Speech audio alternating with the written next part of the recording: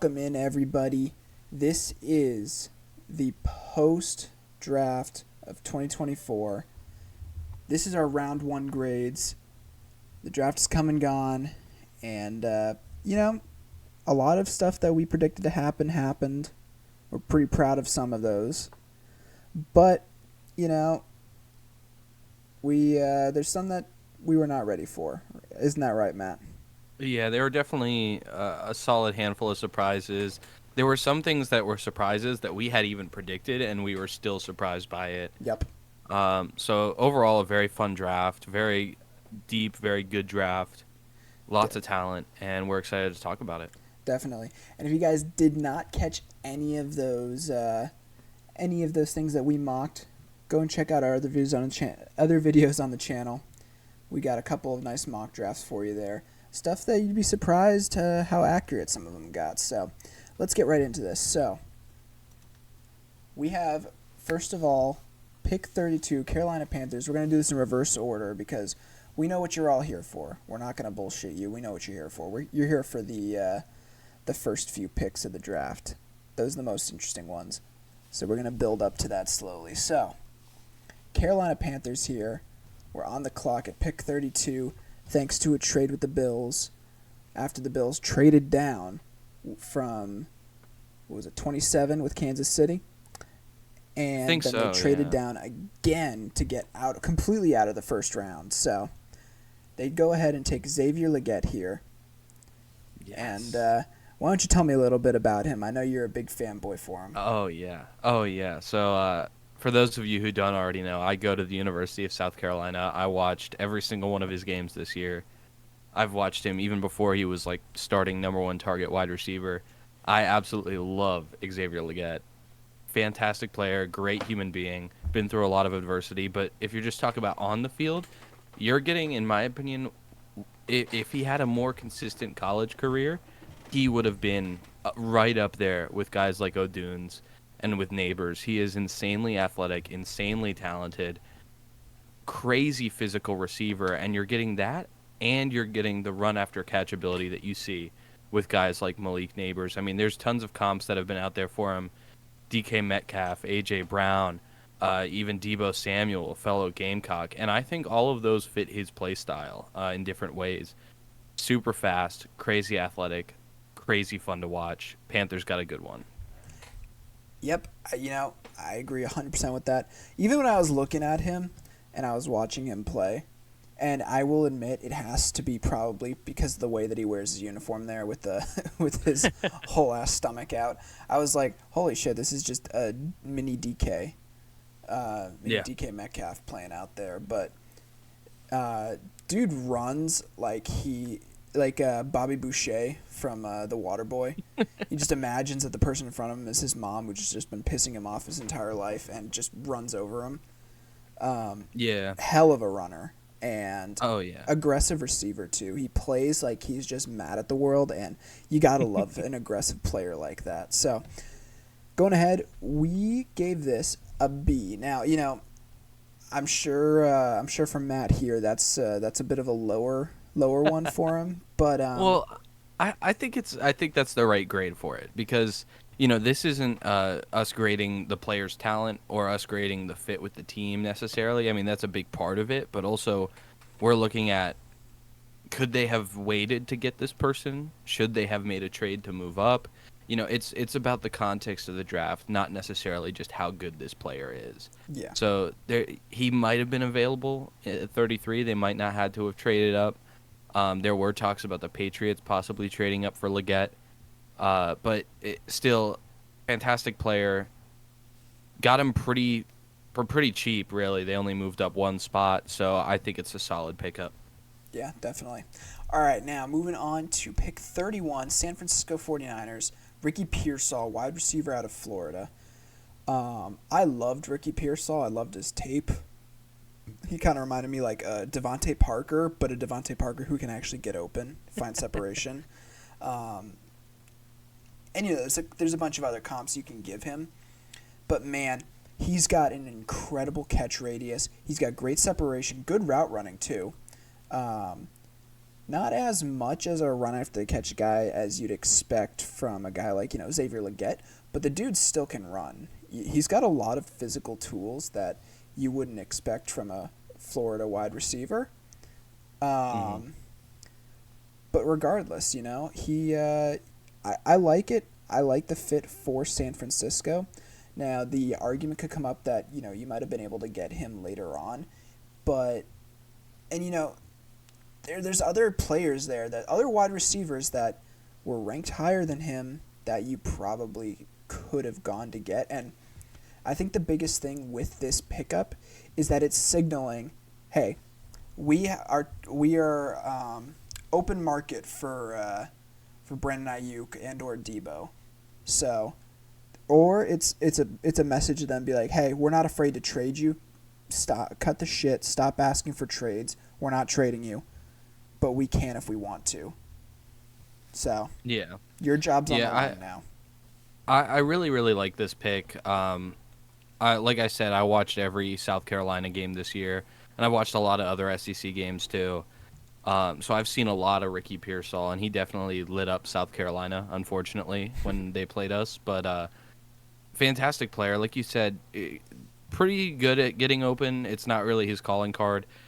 We chose this picture for a reason. His like charm is that he can jump and he has insane hands. Yeah. Um, it's just in that picture doing a full on Jordan pose, like that's what you want, especially with the 49ers. They have other guys. So having him as a third option, I think he's going to put up really productive numbers Definitely. in an offense that, really likes to spread the ball around. They have the most weapons of any team in the NFL, in my opinion, and they added another really good one. So they have options. Yeah. All right. So we gave this grade a C plus. Now that seems like a little harsh given what we just talked about for it, but again, there were other players available. Like you had your Adonai Mitchells, you had your Xavier Legetts, you had Keon Coleman. A lot of players that I think were ranked higher, and you could have gone Lad McConkey too.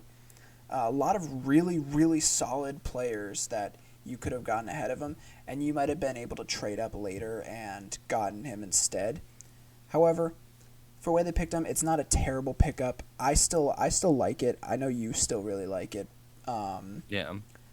but regardless, you got to grade objectively, not just based on what you think on the player. So, moving on to pick 30 for the Baltimore Ravens, Nate Wiggins, cornerback out of Clemson. A lot of injury concerns coming into the draft, and it's honestly why he fell to pick 30. You know, he had a he had a pretty good showing at the combine. Got incredible speed, 4.28 I believe was his 40 time, I think but so, yeah. he injured himself there, and that just underlines the real concern behind him when it comes to the NFL scouts. You have a guy who's like probably about 90 pounds soaking wet, and he's granted he is going to be 20 years or 21 years old when his training camp starts with Baltimore. So he's very young. He's going to put on a little bit more weight because he's getting older. But the question is, how much more is he going to put on? Because the dude is so light. So you're always going to be worried about him getting injured. But he is a lockdown corner, and to get him at pick 30 is some amazing pickup for the Baltimore Ravens. Yeah, no, I definitely agree with a lot of the stuff you're saying right now. The big concern here is his size. Yeah. He is very light. He's still a little bit tall, but it's it's a different thing in college versus the NFL. It's rare in college you'll consistently play against wide receivers who have some weight and can run. Mm-hmm. It's rare, but in the NFL, most teams have at least one or two guys. You're looking at like Nico Collins, DK Metcalf, guys like this who are bigger but can still run a little bit. Yeah. So the question is he going to be absolutely toasted on press coverage? At goal line sets, are you going to have to take him off the field? Because the press coverage is concerning with his weight going against these bigger, stronger guys in the NFL. Yeah. But other than that, all the tools are there for him to be a fantastic corner. So that and the injury concerns hold him back slightly, but still a fantastic high upside player. Yeah. And so we gave it a B. Really solid pick for Baltimore. Fills a need. Marlon Humphrey is always injured, so you can't ever rely on him really. And you're getting a guy who probably has better coverage ability than Marlon does in the first place. So regardless whether you're replacing him or not, this is a good pick for them. Righty, moving on to the Dallas Cowboys at pick 29. They traded down with the Detroit Lions, and they picked up Tyler Guyton, the tackle out of Oklahoma. Me and Matt here were, let's just say, very low on Tyler Guyton coming into the draft. Yes, he is a developmental player, and he is crazy agile, and he's crazy talented. But his PFF numbers are some of the worst in this tackle class. The dude, he needs to be coached up. He is a heck of a specimen when it comes to all the tools he has at his disposal. But man, if he does not go to a situation where there is a good O-line coach, you are sentencing him to death. Yeah, I mean, this guy transitioning from tight end over to tackle, you could see in the picture, I mean, he's still very large, but a little bit light for tackle. He's just strong enough. Like, he's perfectly strong enough. Could use putting on a little bit more weight. Super athletic, though. Very fast, agile, all the things you're looking for. But the concerns are there with footwork, with his hands. How smart is he at playing tackle? So I'm not low on him personally as a prospect. I'm low on him at this spot and to this team. Yeah. I think. Yeah, go ahead. I do think he is a first round talent. But this is a developmental pick for sure, and the Cowboys are looking to win.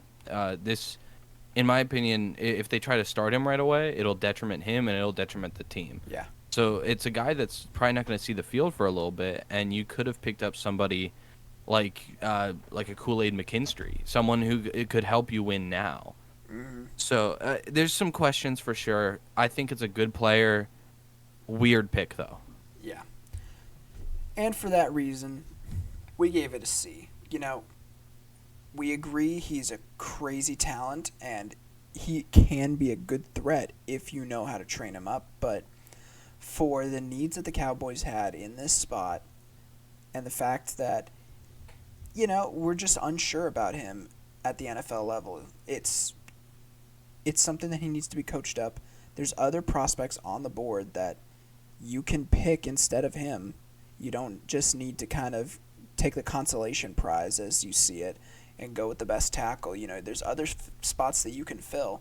You don't just need to go with your O-line.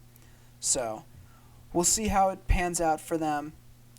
Hopefully not great, because we relish in the tears of Cowboy fans. So. Oh, yeah, of course. All right, on to the Kansas City Chiefs here. From Buffalo, where has this ever gone wrong for Buffalo? Trading down, letting the Chiefs trade up and go get a guy. That's never burnt them before, right? Yeah, no, the move itself is something that got a lot of people talking on draft day. I mean, people were furious at Buffalo for moving down and letting their biggest rival in the NFL right now go ahead and pick up another guy, especially at a position that Buffalo was looking to pick. It's confusing. It's a weird move to make by Buffalo. Yeah. But I'm not so sure that it's the right player for Kansas City. I mean, the comps are there with his speed and everything. He's crazy athletic, off the charts athletic. Of course, broke records. So people are saying like, "Oh man, new Tyreek Hill and all that stuff," but I'm not sold on his ability as a wide receiver. He's not a Tyreek Hill kind of player. He's very one-trick pony, super fast. I'm not so sure he's amazing at route running. His hands, for me, are a question mark. He's got to be coached up. And do I think Andy Reid can coach a guy up? Of course. But there were other guys here that I thought would fit the Chiefs better. Like an Adonai Mitchell from the same university, an Adonai Mitchell to the Chiefs would be one of the deadliest Yeah, picks in this draft, and they I completely mean, passed over him to go with the big name and big numbers that they saw, that 4.21 combine run. So yeah, the potential is certainly there. But like you said, I mean, there are so many guys here that I think would have been a scarier pickup for the Chiefs. I would have been terrified if Leggett went there. oh man, Same with Adonai Mitchell. Even Ricky Pearsall, I you think, would would have be been a good fit on the Chiefs. terrified if Leggett went there, just because you'd have to root for him, and then you'd be a Yeah, Chief. yeah. The only Chief that I would like, other than maybe like Chris Jones. I like Chris Jones, but um, luckily Rattler went to an okay team, the yeah. Saints. So I'm temporarily a Saints fan. Once y'all start him, I'll buy a jersey. But And it does need to be said about Worthy. He is not John Ross 2.0. The dude can play football. It's just a question of how high level he is going to be. Whether or not he's going to be your number one target, or is he just going to be like a rotational player, a gimmicky player that you bring in once or twice, every drive, and have him, go for a deep ball. That's the big question here. The dude knows how to play. You just need to figure out whether or not he's an all downs type of player, or if he's your rotational player. So we gave it a C plus. There's plenty of other picks here that you could have made that probably would have made more sense, but you went with a connection that if it works out will be the deadliest combination in the league for the next 5 years. So if it works out, good for the Chiefs, but I am praying that it doesn't. Moving on to the Arizona Cardinals here at pick 27. They traded back into the first round here with Houston, and they picked up Darius Robinson. He was the best edge player on the board. And how are we feeling about this? I like the pick. I don't think it's anything outstanding. Mm-hmm. Good pickup at a crazy position of need for the Cardinals. So I mean, I hope for the best with it. I think it'll work out, but I do think it's just simply a reach, best player available at the same position. Yeah. Do I think he's worthy of the 27 spot? I don't know. He's definitely a really talented player. Could you have gotten him later on? Probably. Yeah. That's the main concern. You pick high in the second round. There are other players here on the board who are going to go soon that you also really need, So are you maximizing what you're getting out of your draft capital with this pick? Not necessarily. No. But I do think it's a good pick. Just nothing crazy, nothing special. Yeah. And for those reasons are why we gave it a C plus. Again, it's a position of need that you really need, and it's the best player available in that position. But there are other options that you could have maximized, and you could have made so much better. You could have gone for a player like Jazon Newton to fortify that defensive line, but instead he goes to the Commanders in the next round. You could have gone with a cornerback. Cooley McKinstry is still on the board. Cooper DeJean is still there. Crime that he made it all the way into the second round. He should have never made it that far. But again, you have plenty of options here, and you decide to go with one that admittedly is a premium position, but there's so many misses, and there's compared to relatively few hits. But if you do hit it, then congratulations, you have your franchise-defining defensive player for the next 5 years. So we hope it works out, but we are a little skeptical. All right, moving on to pick 26 here, Tampa Bay Buccaneers. Graham Barton played tackle at Duke, but we know he's going to be an interior alignment. They need the Buccaneers. They really need a new center. I think it was Jensen. They lost him. I forget how they lost him, but I know Jensen. I'm pretty sure. I think he retired. Okay, yeah. Well, they need a center, and it's a toss-up between him and Jackson Powers-Johnson for the best interior player. Jackson Powers-Johnson had some injury concerns, but Graham Barton, man, is such a dog. Just loved watching him play because, dude, it's the only thing I actually really look for in offensive line positioning when I'm actually watching any tape, which I will be entirely honest is very rare because who the fuck wants to watch an hour of blocking? But it's the only thing I really look for when it comes to these players is I want to see them bully people. I want to see them just, shove them like the Michael Orr scene from The Blind Side where he blocks the dude all the way over the wall. Like, I want to see some shit like that. I want to see the dude just throw these stupid edge rushers around like they're nothing. And I saw that from Graham Barton. The dude knows how to just mess people up. His size is more ideal for an interior O lineman, but you can keep him at tackle if you really need to, or rotate him. So I think it's a great pickup for the Bucks, and especially considering what team picked before them, the fact that they were able to snag him is a really, really nice pickup. Yeah, no, I agree. I think it's a fantastic player. I mean, like you said, the quality that I look for most in tackles is just do they have the ability to take rushers out of the play completely? Mm-hmm. And Graham Barton has that ability. He has that athleticism, that talent, that know-how. It's just fantastic pickup here for the Buccaneers, who are in desperate need of some interior O-line help. Yeah. I think he has one of the highest floors of any of the tackles or slash interior guys in this draft, just overall offensive linemen. Yeah. His size, he's going to move on the inside, but that's what they want him to do. So I think it's a fantastic pick. Yeah. So we gave it an A. This is the first A of the mock. Incredible pickup for the Bucks. We love to see it.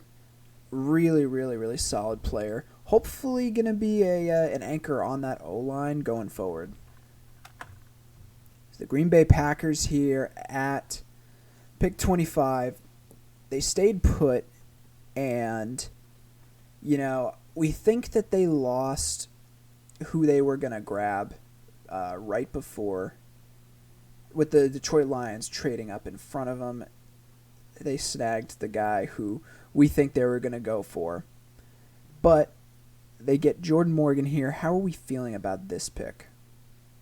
I'm not a big fan of it. I think Jordan Morgan, very talented tackle, has a pretty high floor, but you still got to coach him up if you want him to be NFL quality. He is a developmental player long term, which the Packers should be looking for with where their timeline's at right now. I don't think they're at any hopes of contending in the next 2-3 years. Definitely playoff hopes, but I don't know about contending just yet. So would I have liked to see other tackles go here? Yes. I mean, even guys like Tyler Guyton. I think Guyton would be a fantastic fit for the Packers, developing him long term with that athleticism. But Jordan Morgan here, position of need, I wouldn't even say best player available, and you let some rivals jump you. So, not my favorite pick. Yeah, neither is mine. It really felt like a, oh no, Detroit got our guy. What do we do now? We're panicking. Jordan Morgan, yeah, let's go with him. There's so many better prospects that were available, and Morgan's a developmental guy, so admittedly his floor's a little higher than Guyton, but if you're gonna go with a developmental guy, why don't you go with the guy who's got the highest upside when it comes to coaching him up and stuff and all that, who is available. It doesn't make sense from that standpoint. I'll give it to him, he is fast, he is agile. His combine really boosted his grade a little bit. He was a fringe, maybe first round pick, and then after his combine, he kind of snuck his way into the end of the first round there pretty consecutively. I know I mocked him a bunch to the Ravens for sure, because I thought he would slide in well where Morgan Moses left. But that being said, I just, Graham Barton, you need interior O-line help too. Why don't you pick up Barton and help that out? Sure, you're not great on your tackle situation, but at the very least you can get a stud in one position. You've got plenty of other cornerbacks you could grab. Maybe they expected DeJean to fall to them later, but I feel like DeJean would have been a great pick here. They already love Iowa players, we know that. Everybody and their mama mocked DeJean going to them, so I don't really know what happened here with the Packers. the Packers have always been kind of a wild card. They've been like the Saints light of the NFL draft. You never know what they're gonna do. Um, so we gave it a D plus. We are not a fan of it. It's a reach at a position that there's better players available. It's a position that you do need, but there's better players at other positions that you still need, and so it felt like a reach for them, and we did not like it. So Detroit Lions now traded up with the Dallas Cowboys to go grab Terrion Arnold. I mean, what's not to love about this? You know, aggressive head coach, aggressive GM, getting the guys that they want, getting the guys that fall to them, and they get an absolute stud in Terrion Arnold. This guy, I think on Daniel Jeremiah's big board, was slated to go maybe even like 5th overall to the Chargers. A little crazy, but it tells you how highly he is thought of in these circles. The dude is an incredible physical talent. You don't see this kind of talent from a guy every draft in this position, you know. A lot of the plays that you saw him make in college weren't even necessarily because the fundamentals were done correctly.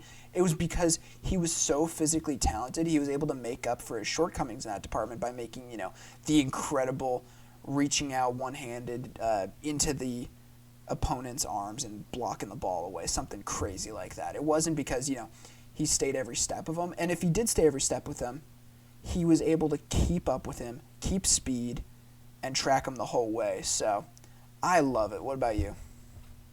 You know, I think this is one of my favorite moves in the whole draft here. I mean, like you said, aggressive head coach, aggressive GM, moving up. It feels like a perfect move and a perfect fit for the Lions with such a talented player.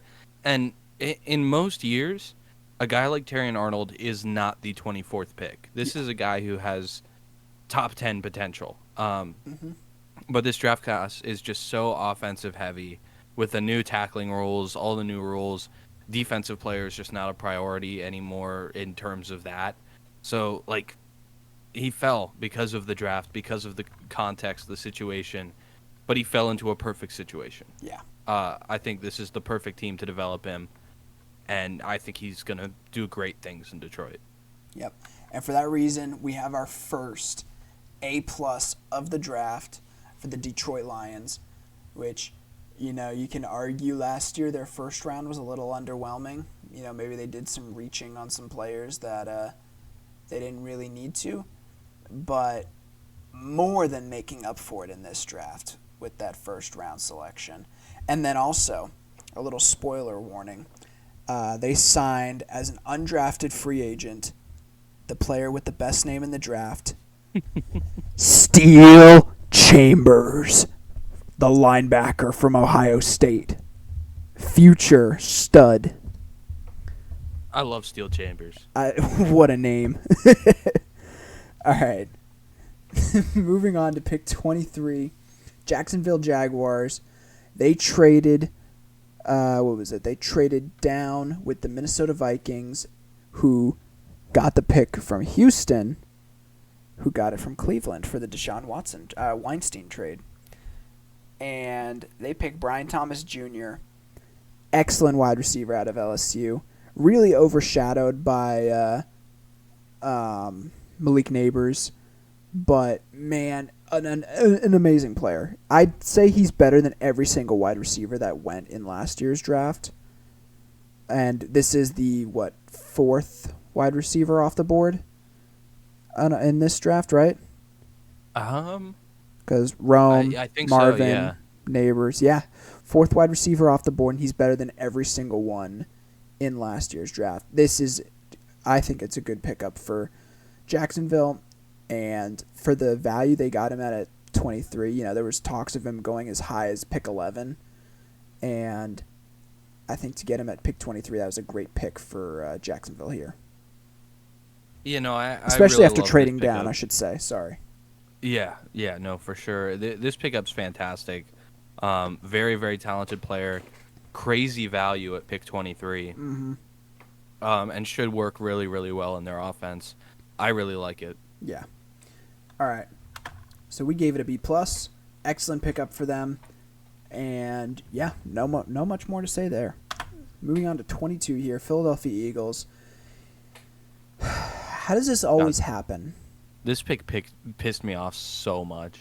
Every year, Every every single year. year, they seem to like, either trade up or, and they don't even have to give up like the bank for it either. It's like, oh yeah, here's a fourth round pick to trade up a couple spots so we can get the best defensive player in the draft last year at least.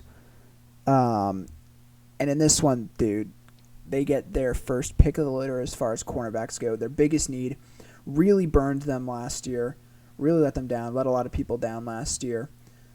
Everybody expected a rematch, Eagles, Chiefs, Super Bowl, but man, that secondary was just, it was bad. James Bradbury and Darius Slay just did not do anything. So you get Quinion Mitchell, cornerback out of Toledo.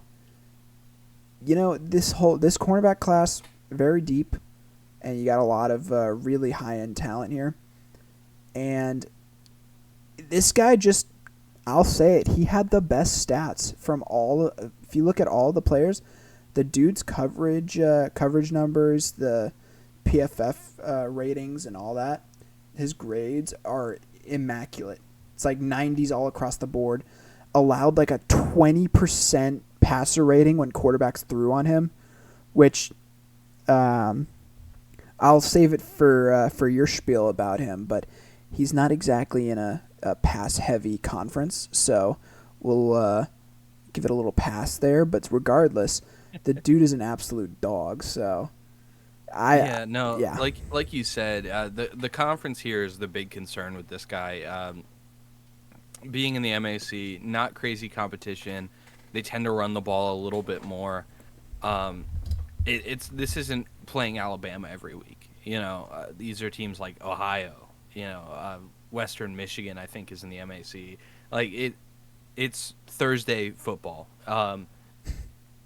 No hate to the MAC fans out there.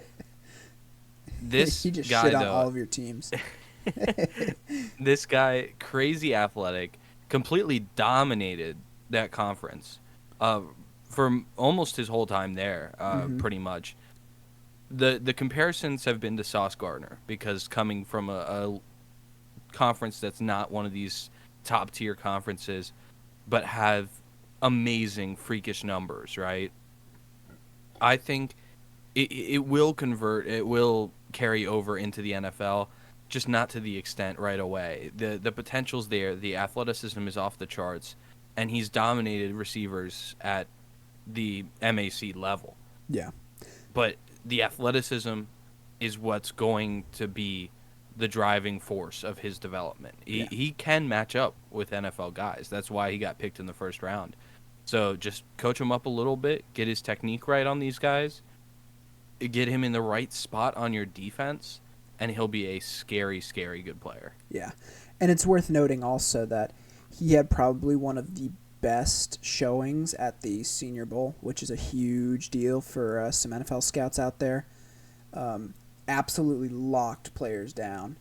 I mean, it's one of the big reasons that he rose up draft boards so much, was that everybody thought he was more of like a fringe first-round pick maybe.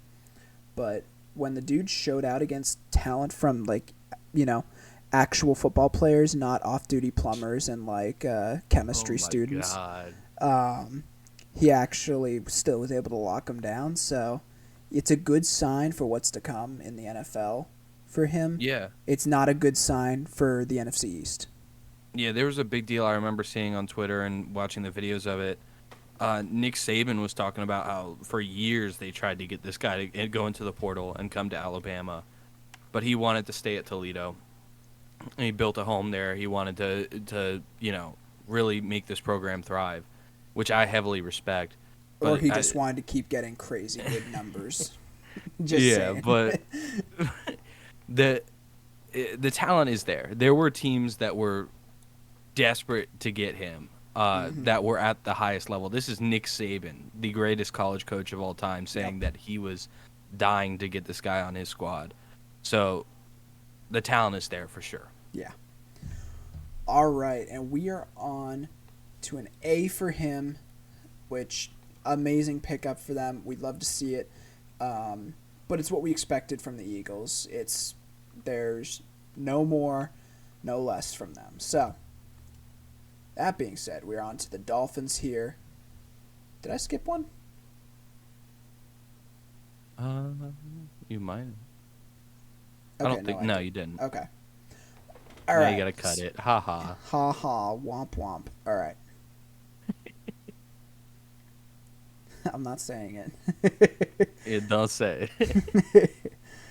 All right, so on to pick 21, Miami Dolphins. Chop Robinson, edge out of Penn State. This was probably our biggest my guy in this draft. We absolutely love Chop Robinson. One of the best names in the draft. Oh You yeah. know, one of the best skill sets when it comes to a ceiling for a possible edge rusher, a power edge rusher like him. But we predicted at the end of the first round. We were not predicting, mid to late first round. Um, I love the guy, but Dolphins, what are you doing here? I respect that you're getting your guy that you want, but you easily could have traded down and gotten the guy still. So I don't like the pick personally, but I do love the player. So Yeah. I will admit that they're two edge rushers who's a Chubb and the other guy who I'm forgetting. I forget his name, but they're always injured. So getting a third rotational guy in there is going to be good for the long season because the season is getting longer. Players are getting injured more often. It's just a fact of life, and NFL's overcompensating for it with the rule changes, but it's just because it's a longer season, man. That's just the plain rule of it. The more you're putting these guys under, continued strain, you're gonna see more injuries regardless. So that being said, it's a cool reality of football, and I think he'll work good as a rotational player because he's not necessarily an every down type of player, and I love the guy, but I think there's better places you could have reinforced. You could have gotten Graham Barton here. You could have gotten Jerzon Newton here. Uh, Other offensive tackle prospects, out there. But if this is what you want to do, you've got a great offense. You want to build up your defense a little bit. Get that rotational edge player in there. I respect it. Yeah, no, I agree. This, like you said, it's one of our big my guys. Love the player, absolutely love the player, and I think he'll do good on the Dolphins. But they could have gotten him so much later in the draft. They could have moved down to at least maybe like 29. Chop would still probably be there. Maybe not with the Cardinals taking Darius Darius. Robinson. But you could have gotten Darius instead, which, we don't know how they had those two edge rushers ranked on their big board. Um, but regardless, you still could have gotten him later. At the very least, you could have traded like to pick 25 or something. You could have gotten him later. That's the cruel reality of it. And sure, sometimes you can't trade down, but there's much better talent available here for positions that you need. So why not go with that? I don't know. Um, so for that reason, we're gonna give this grade a C. We don't hate the pick. We just don't really like well, I like the fit actually. I just don't like the position where they got him. They could have gotten him much later. All right, Pittsburgh Steelers here. Pick 20. They stayed put, and they got an absolute stud O lineman here. Troy Fatanu. I don't really know what to say, man. I don't know how this keeps working out for them. They got Broderick Jones, last year? They got Troy Fatanu this year. That O-line is going to be stout. It's not going to move an inch. They're going to protect. They're going to give either Russell Wilson or Justin Fields a phenomenal O-line, and both of those tackle spots are secure now. You are not going to have edge rushers coming off the edge and getting you every other play. This is going to be the best O-line that what's his name, Justin Fields has ever had. I mean, how do you even? I'm curious how he performs under it, but I don't know. I don't know how the league let this happen. How they let this dude fall this far. I predicted him going to the Jets at pick 10 or 11. No, 10. But I don't know how they let him fall this far. The dude, it's not like he had a bad showing at the combine. It's not like he's not good. He's got good physical. It's not like he has bad physical tools or bad counting stats. The dude is a stud, and he's been stout his entire college career. I don't really get the fall, but that being said, phenomenal pickup for the Steelers, and they can't keep getting away with it. Yeah, no, I absolutely love this pick, and I love the fit. It's a guy that, long term, if you don't love him at tackle, or if there's another guy that you get that falls into your lap Yeah. at tackle, you can move him to guard. He's Mm-hmm. flexible, and he's insanely athletic, insanely talented. But like you said, I imagine he's probably going to start off at tackle, Yeah. and really, really bolster that O-line for the Steelers, protect these two new quarterbacks who seem to be the guys moving forward. It seems like they're sticking with Russell for this season and then moving on to Fields after that, Yeah. which I think is a very solid plan. And with guys like Fatanu protecting them, it should work out pretty good. Yeah. And urinating tree. Hmm? Do you know urinating tree, the YouTuber? No. He's a Steelers fan, and he made a good point. He said, "Huh, an American Samoan man named Troy being drafted to the Steelers after falling. I wonder if this has ever happened before, and if he ever became like a franchise player." And hey, Yeah. he's got that Yeah. potential. He's got that potential to secure that O line for the future, and you know, grow and get better alongside a young quarterback in Justin Fields, who really could use the protection. So Yeah. we gave it an A plus. For the value that they're getting here, just knocked it out of the park. Pittsburgh, good job. All right, LA Rams here, pick 19. There's not much to say about this pick really. Just it's the best edge rusher available. Edge rusher available. Jesus. There you go. Yeah. Best edge rusher available. You're getting some help on that D line that you need after the goat retires. So I think it's a good pick for them. Nothing too flashy. You kind of expected them to go edge here, maybe cornerback, maybe offensive tackle, but you get a great player here, and I'm looking forward to seeing how he fits into Sean McVay's defense. And what do you think? Yeah, no, I think it's a great player, great fit, Yeah. but it's just nothing crazy flashy. This isn't a pick that's going to blow your socks off. Maybe in the future, if he develops well, we'll look back on this and say, how the hell did he make it to 19? Yeah. But for right now, it seems like it's just, rock solid. When the pick came in, I was just like, yeah. Nice. So, B. Nothing crazy, nothing flashy. You stuck where you are, and you got the guy that's going to be a great fit for you. So, good job, LA Rams. Killing it. All right. Cincinnati Bengals. Another big my guy in this draft. I know for you he was also. We loved this guy. This is another guy that when I actually watched his film, and I did actually watch his film because this dude just bullies people on the field. It is it's a treat to watch when he is healthy and playing.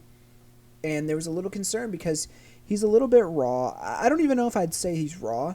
He's just a little inexperienced. The dude has played a total of about 8 full pro games. Or I'm sorry, not pro, college games in his career. He has gotten injured twice by his own offensive lineman falling on him. Freak accidents. It's stuff that nothing that it suggests that there's a greater risk of injury. His injury history is It's not amazing just because there is these injuries that have happened, but it's not anything really concerning. And the dude is a huge, an absolute unit on that O line for the Bengals. And we know that they love their massive, massive O linemen. Didn't they just pick up Trent Brown? I think so. Yeah, They might. Yeah. they just picked up Trent Brown from the Patriots. They have Orlando Brown Jr.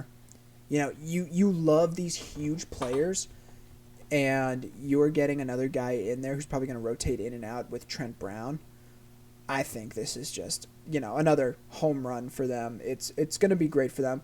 I think you could make the argument that there are other players available that could have fit better. Fatanu probably would have been a higher ceiling, or I'm sorry, a higher floor player, and a better plug and play player. But I think this guy more fits their mo for what they like in tackles. Yeah. The stereotype of a tackle that he is fits perfectly into what the Bengals like. The concerns are, like you said, his health and his development. He hasn't played that much. Is he going to be ready? This is a team that's looking to win now, very similar to the Cowboys, and they're picking a developmental tackle. They've got guys who can play ahead of him, so he might be more of a long-term piece. Mm-hmm. Uh, uh, but the timeline is a little bit confusing in terms of winning now. If you're, you know, long-term with protecting Burrow, I think he's going to fit fantastically, but I'm not sure he's going to be a major piece in winning a Super Bowl anytime soon. Yeah. So we gave it a B. Really solid pickup for them, and it fits their MO for what they want. They knew which guy they wanted, and they got him, so we can't fault them for that.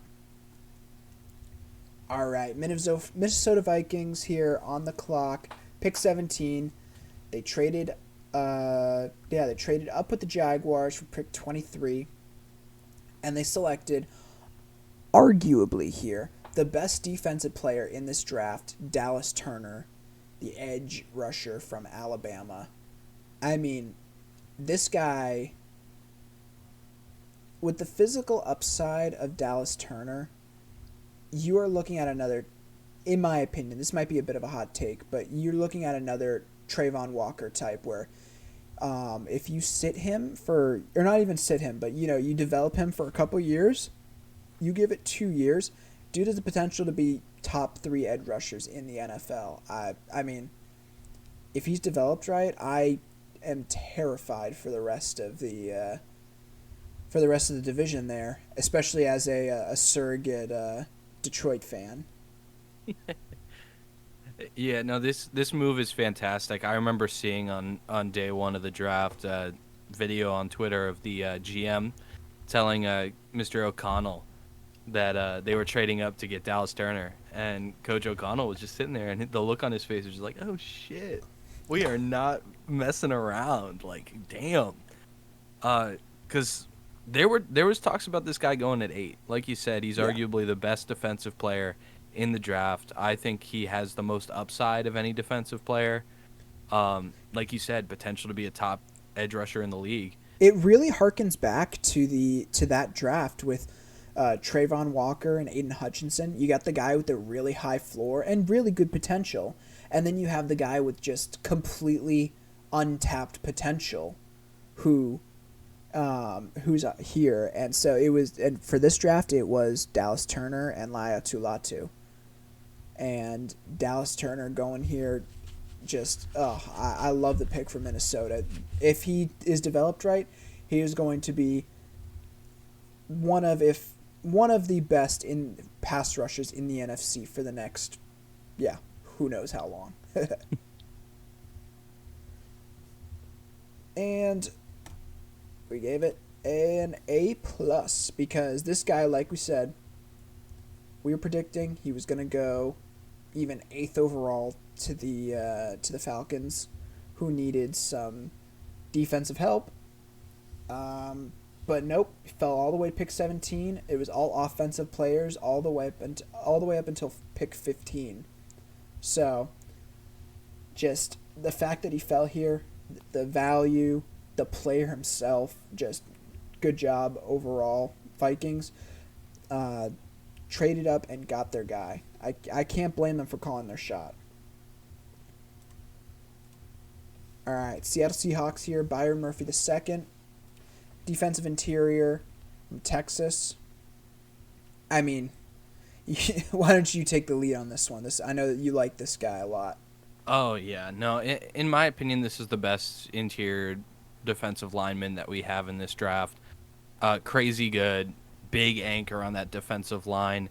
Going to a team that could really use that. Their pass rush, their run stop is a big question mark right now. They have the talent at their defensive backs. Although safety is a question that apparently they're trying to move on from Jamal Adams.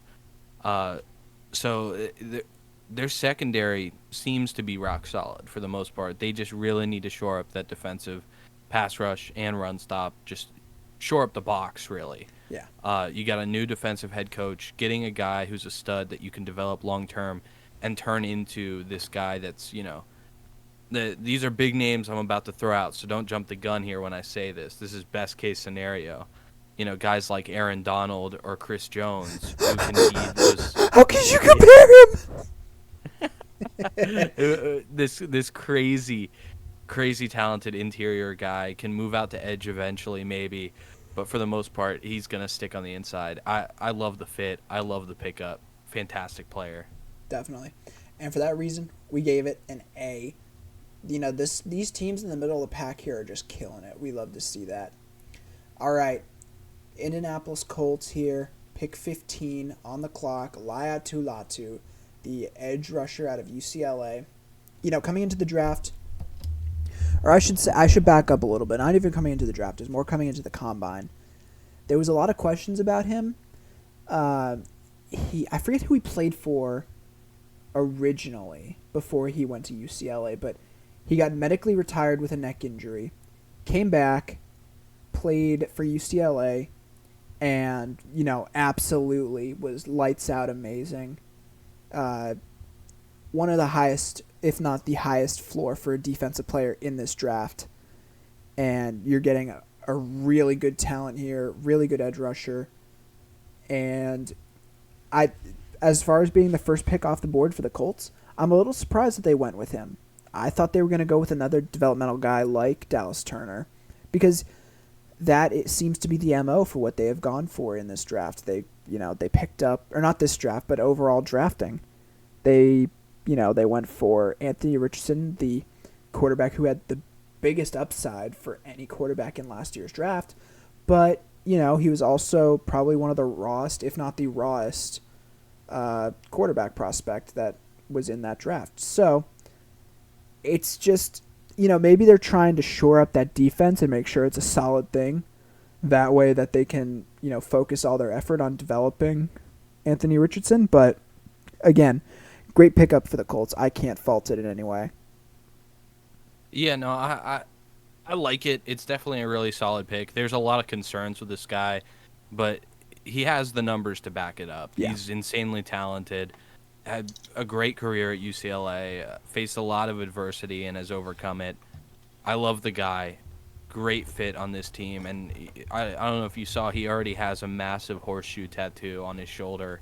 Nice. Yeah, so he's all in, and I think it's a great pickup. Yeah. All right, so we gave it a B. Great pick for them. Really solid pick. Just, nothing earth-shattering amazing. So, that being said, New Orleans Saints here on the clock. Pick 14. Talisa Fuanga, tackle out of Oregon State. Great player. And even more incredible about this pick was that we mocked this like probably 5 or 6 times, and the Saints actually did something predictable for once, which, oh, wow, that's incredible. I can't believe we actually did something like that, because the Saints are the most difficult team to predict. And then, of course, our final mock draft, we changed it up a little bit, so Yeah. and we didn't do that. But, hey, go back and watch our videos. We've mocked him there a couple times. We really like the fit here. You need to get rid of Trevor Penning. And I forget who their other tackle is, but he's getting really old. And this is a good rotational guy. You can move this guy to a guard if you really want to. People were considering drafting him as a guard. He might even play guard. We don't know. Maybe they're going to give Trevor Penning another year, and they'll move this guy to guard to help him out on that side. That way, that Trevor Penning isn't completely all alone over there. But great fit for them. Mauling run blocker. I love it. Yeah, no, like you said, we mocked this hundreds and hundreds of times. Yeah, And definitely. the funny thing is, every single time we mocked it, we said, oh, but there's no way the Saints would do it. There's Yep. no way the Saints would do it. But this is who they should take, Yep. and luckily they did. So I think it's a fantastic pick. We tried to keep the grade realistic. I wanted to make it an A+ just because the Saints finally did something that seems to be a good draft pick, which last time they did that was Chris Olave. So Yep. So we gave him a B it's been a plus. while. Yeah. Yeah, we're still very proud of you. Yep. Fantastic draft overall. Picked up the most underrated player in the draft, Spencer Rattler. So Yeah, no, great pick for. Especially, I will say that getting him in the 5th round, phenomenal. But we're not going to get too far into that because that we're saving that for next video. Stay tuned if you guys are interested in our full team rankings. Um, so yeah, Raiders now at pick 13. Go Raiders. Your guy here, Brock Bowers, going to yeah, the no, Raiders. I'm so proud. You haven't seen it yet on this channel, but we did some personal mocks on the day of the draft. Went head to head against each other to see who could get closer, and I did mock this pick like 3 times last Thursday. So I had a feeling in my gut that Brock Bowers was going to be a Raider. Now you might be concerned. He went to Georgia. He got drafted by Vegas. Someone take his keys away from him. I love this guy. Fantastic player, and going to be a really good fit there. They got him and Michael Mayer now, so their tight ends are stacked. They're going to be fantastic coming off that offensive line. You could maybe even move one of them out. If anybody, probably Brock. He has some wide receiver tendencies, but on the high end, if everything goes perfectly, you're looking at a Travis Kelce type player here. Yeah, and a lot of people criticized it because they're like, "Oh, last year you just drafted Michael Mayer in the 2nd round, and he's supposed to be your number 1 tight end." But 2 tight end sets are very successful in the league now. It's one of the more commonly successfully used schemes that you will find in the NFL. And there's a lot, and especially when you get 2 guys who are very different, like Brock Bowers and Michael Mayer. One is very good at pass protection. One's good at going up and getting the ball. It's a great fit, and it's a great combination here. There's other positions you could have considered here. I really thought they were going to go with a Terrion Arnold or something like that, and it would have been totally fine to pick him here. I think this is where I thought he was most likely going to land, because I didn't think we'd be stupid enough to let him fall all the way to like 22 or 29 or something like that. But no, apparently offense wins games now or something like that. I don't know. So yeah, we decided to give it a grade of B. Other players that are probably bigger needs for them were available, but they decided to go with the really high upside tight end. Probably the best tight end prospect we've seen in maybe the last 5, 6, 7 years. The only big name I can think of that was even comparable to him was probably Pitts, and I think he's better than Pitts. So Yeah, I mean, the people have been talking about it. I saw online people were arguing about who was the better prospect, Bowers or Pitts. And the Pitts fans are all talking about, oh, well, Pitts went number 5 overall. And I think some basic logic here will let you know Pitts going 5 is the reason that Brock Bowers went 13. yep. Over the years, we have seen that Pitts was not necessarily worth that 5th pick. He's still a crazy talented player. I have no doubt with new coaches, new offense, new quarterback, he's going to be really good. But if that experiment hadn't initially failed, Bowers would be just as high. Teams wouldn't be that scared of picking a tight end that high. Yeah. All right. On our way to the Denver Broncos here at pick 12. This is a really interesting pick. So you have a team that has been unlucky enough to fall right to the end of the big quarterback run that we saw in this first round. And this is the guy that they want, right? This is the guy that they wanted. But here's the thing is that he's the only quarterback that's first round talent that was still available. And there was a lot of predicting and mocking. In our mock, we actually had the Broncos trading down and still drafting him around like pick 20 or something like that. But there are other teams that did need a quarterback later in the draft, and you're in a spot here where if you trade down, you're not sure if he's going to get to you. You thought maybe before the draft, like, oh yeah, we'll get him, we'll trade down, we'll get him later. But as soon as that run on quarterbacks happens, especially after a certain quarterback that rarely was even predicted to go in the first round at all decided to go really early, then it became the writing was in stone for them after that. They had to go get there and get this guy. This is the guy that Sean Payton wants. This is the guy that's going to run their offense for the next few years, because you know damn well they are not going to run a quarterback room with Jared Stidham and Zach Wilson and Ben DiNucci. Yeah. That was not going to be their quarterback room going into this year. I love my DiNucci, but I don't like Zach Wilson. I do like Stidham, but none of those guys are starting caliber quarterbacks. You need a true number one who's admittedly kind of a game manager, but if you've got a good coach there, he's going to scheme you up great plays. And I think it's a good pick for them, and it's what they really needed. But it's only what they needed because of the way that they set themselves up in this draft. They decided not to trade up at all. They decided not to go get anybody. Yeah. It's just how the board fell. Admittedly, they didn't have to trade up to get the guy, but still, it's still it's not what you really want. I think the value is a little bit low here. There's other players of need that you could have gotten the number 1 or number 2 overall prospects.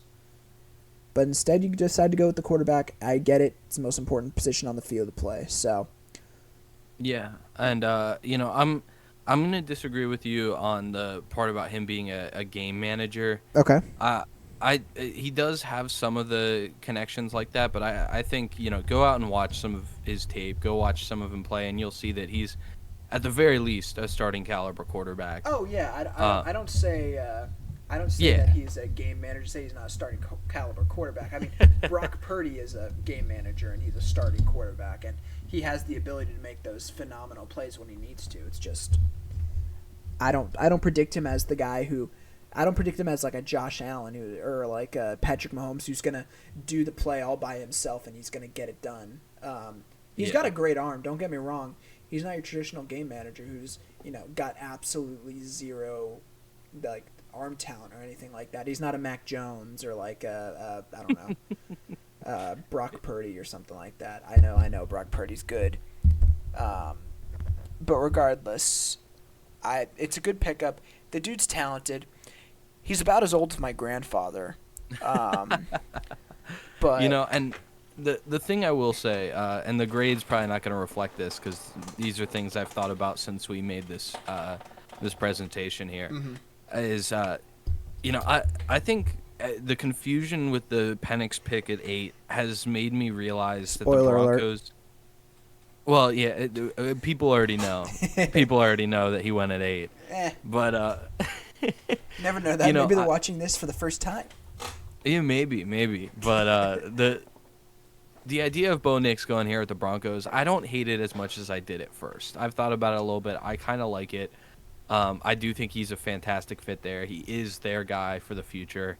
And yes, he is old, but his floor is so high that I don't think it'll really be too much of a transition. I think, there's a decent chance that he crashes out and burns at Denver, but I think there's a much better chance that they're going to get, at the very least, a solid quarterback. Yeah, and he's not going to a terrible situation or anything. He's got a really good O-line that Sean Payton completely shored up when he came in there. He's got a decent wide receiver room. They just picked up Josh Reynolds. They have Cortland Sutton, Mims, Marvin Mims. Yeah, I think Marvin Mims. And he's going to a good situation here.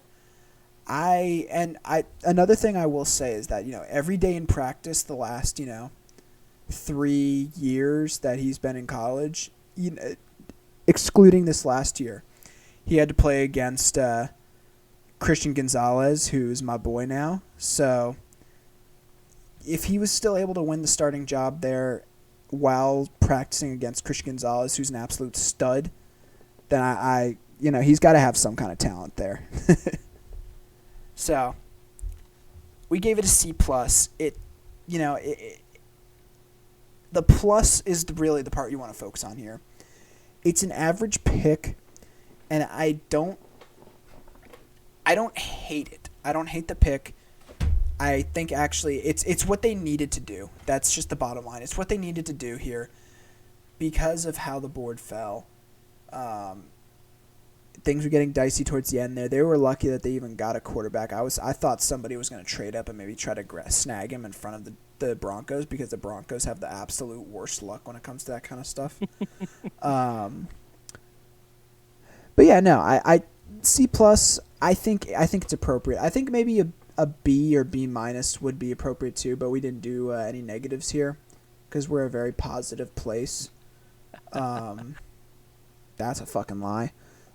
But yeah, no, we don't hate the pick. It was necessary, but there's other flashier talent and picks that you could have gone with here. So that's my total assessment of it. Anything else to add? No, I agree. Yeah, it's what they needed to do, and I agree that they definitely could have traded down and I think still gotten him. Yeah. But you just can't be sure either. That's the thing. Yeah. But Yeah. that's not something you can really factor in. It's like it's the value. The value is like he was probably an end of the first round prospect, and you got him at pick 12. So. Yeah, and like you said, you don't mess around. You don't try to get cute and trade around when you're talking about a starting quarterback here. Yeah. You just take the guy that you like. Yep. So that's why it's a C plus. It's not the best pick in the world, but it's the pick that needed to happen. Yep. All right, New York Jets here. They traded down with Minnesota. Minnesota traded up to go get their guy, and the Jets here got Olu Fashanu. Before the draft, I was really listening to the hype. I really thought that Brock Bowers was going to be the pick here. I actually thought it was going to be either Brock Bowers or Talise Fuonga, but they decided to go with the really, really uber talented pass protector here in Olu Fashanu. Extremely proficient in pass protection, little bit lacking on run blocking, but he's very, very, very experienced. His last year at Penn State was probably his best year. Or I'm sorry, not his last year. The last year before this current year was probably his best year. And this year he had a bit of a drop in his performance, but that year a couple years ago was just phenomenal. And he didn't really sink. It's not like he completely shot the bed or anything. He had a great year, but it just wasn't as amazing as last year. Same thing with Drake May. He had a great season 2 years ago, came back, had a really good season. Similar career paths in that way. And he's an extremely smart player too. You're getting a guy with a good head on his shoulders, just knows how to play ball, and I think it's a good fit for them, especially for a quarterback whose Achilles tendon is now held together by a couple of pieces of twine. Bands. Yeah, rubber bands. Yeah. Also, look the dudes he's getting us over here. You see that? I gotta neck myself now. Yeah, right? But I think it's a great pickup. It's the position that they needed the most help in my opinion, and frankly, I think it's a great fit. He's gonna do fantastic there. Just has to move a few hours up northeast. Yeah. I think it fantastic pick in my opinion. Yeah, and for that reason, we gave it a B plus. It's they didn't get their complete pick of the litter, but they basically had their pick of the litter. as far as tackles go, and they get the guy with the best pass protection upside of anybody in this draft. And I hope that doesn't. I hope it doesn't stop Judon from getting about 3 sacks a game on them for the next couple of years, but we'll see. All right, moving on. Minnesota Vikings here. They traded up with the Jets, and they got their guy, J.J. McCarthy, the quarterback out of Michigan. Game Manager McGee. That's what the J.J. stands for. I mean, what do you say about him? He's a national champion. He is a winner. He's a stud on the field. When you need him to make a play, he's going to make a play for you. And he is going to the place that I think is the absolute best fit for him, which I will admit, the way that the board was falling, it feels like maybe they even could have. I'll save that speculation for later. That's not something. The pick is over with, and they traded up. They didn't want some team like the Broncos maybe to slide in there and snag him before anybody else. They wanted to jump whoever and pick him themselves. He's going to a great situation, good O-line, great receivers he's thrown to, Jordan Addison, Justin Jefferson. I mean, it's a great fit for them. Nothing else said. Yeah. Yeah, no, there's a lot of people who really, really hate J.J. McCarthy, and I can understand why. He was in an offense that mostly ran the ball. They did win the national championship, which is going to get you a lot of people hating on you. But I do think he's a very good quarterback. It's not the best quarterback in this class by any means, but he throws hard, throws over the middle well, sees the field really well, and can just fulfill a good role in an offense. He just does his job when he's asked to do it. Mm-hmm. And something that's commonly overlooked now in quarterbacks is, do they win? And he does. Is it completely because of him? Not necessarily, but he does have that winning experience, which some teams really care about. Yeah, it does something. Whether you want to say it's tangible or not, it does do something for your psyche if you are just a winner. If you've been winning, like, sure, it might suck if you lose in the NFL. You get this, like, earth-shattering experience of losing, and you lose, blah, blah, blah, blah. You're not go to a shitty team and all this stuff. But he's a winner, man. It's an intangible. You can't really quantify what that experience is for him. He knows how good it is to win something on such a big a stage. He knows how to perform on such big a stage. And that is something that you can't put into a stat. You can't put that into any kind of tangible ranking or anything like that. That is something that he alone has in his blood. And it's something, whether or not, if he'll be able to utilize it is yet to be seen. But the way he played at Michigan, whenever called upon, he performed, and he completed what he needed to. He completed the tasks. I think it's a great pick for Minnesota. So, yeah, we gave him a B.